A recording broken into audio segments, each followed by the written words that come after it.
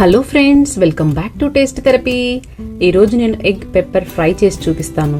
ఈ ఫ్రై పప్పుచారు, సాంబార్ వీటికి సైడ్ డిష్గా భలే టేస్టీగా ఉంటుంది. అంతేకాదు ఇది ఒక్కటే అన్నంలో కలుపుకొని తిన్నా కూడా బాగుంటుంది. దీన్ని చిన్న చిన్న టిప్స్తో పర్ఫెక్ట్గా ఎలా చేయాలో ఇప్పుడు చూపిస్తాను. ఒక ఇనుప కడాయి తీసుకున్నాను. ఇందులో 1.5 టేబుల్ స్పూన్ల వరకు మిరియాలు, 1 టేబుల్ స్పూన్ ధనియాలు, 1 టేబుల్ స్పూన్ జీలకర్ర, 1/2 టేబుల్ స్పూన్ సోంపు, 2 ఎండుమిరపకాయలు, ఒక చిన్న దాల్చిన చెక్క, ఒక ఇలాచీ,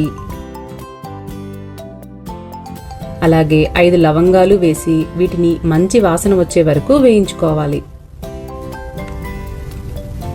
ఇవన్నీ చల్లారాక ఇప్పుడు ఒక మిక్సీ జార్లో వేసి ఇలా పొడి చేసి పక్కన పెట్టుకుంటున్నాను.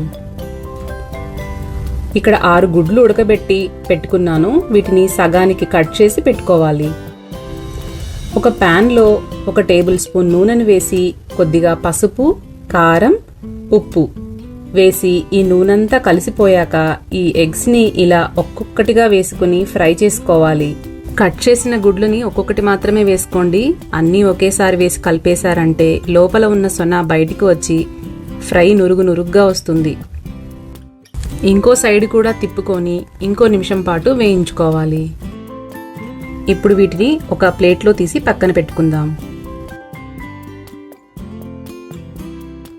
అదే ప్యాన్లో 4 టేబుల్ స్పూన్ల నూనెను వేస్తున్నాను. ఇందులో సన్నగా తరిగిన ఉల్లిపాయలను వేయాలి. ఉల్లిపాయలు చాలా సన్నగా ఉండాలి. అప్పుడే ఈ ఫ్రై టెక్స్చర్ కరెక్ట్గా ఉంటుంది. 1 నిమిషం పాటు వేగాక 1 టేబుల్ స్పూన్ అల్లం వెల్లుల్లి పేస్ట్ వేసి 1 నిమిషం పాటు వేపుకోవాలి. తరువాత కొంచెం కరివేపాకు వేస్తున్నాను.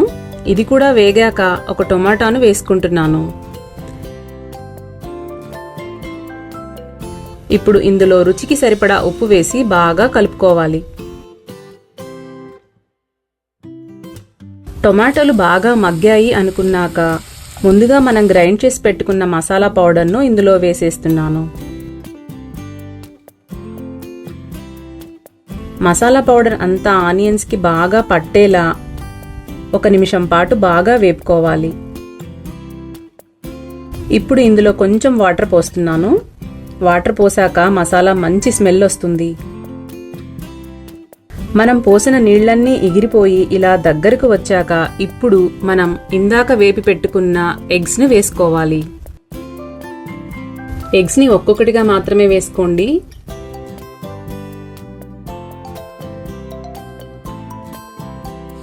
ఎగ్స్ని అస్సలు కలపకుండా కింద ఉన్న మసాలాను ఇలా ఎగ్స్కి పూసేయాలి. గుడ్లు టర్న్ చేస్తే మాత్రం షేప్ అంతా పోతుంది.